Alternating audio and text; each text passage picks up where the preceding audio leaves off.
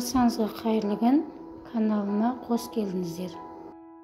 Бүгін сіздермен үй жағдайында жасалатын рамион дайындайтын боламын. Рамионға керекті заттар: ет, қияр, жұмыртқа, кеспе және дәміне қарай дәмдеуіштер қажет. Ең алдымен кастрөлге жолшымызды құйып, үстіне кеспемізді салып, бір сарқылдатып қайнатып аламыз. Кеспеміздің дәмдеуіштерін салып, араластырамыз. Рамионға ет керек болады, сондықтан табаға кішкене май қойып, тартылған етті қызартып қуырып алдым. Көріп тұрғандай рамионымыз дайын. Атысымызға әдемілеп салып, бетіне қиярымызды, етімізді және жұмыртқамызды саламыз.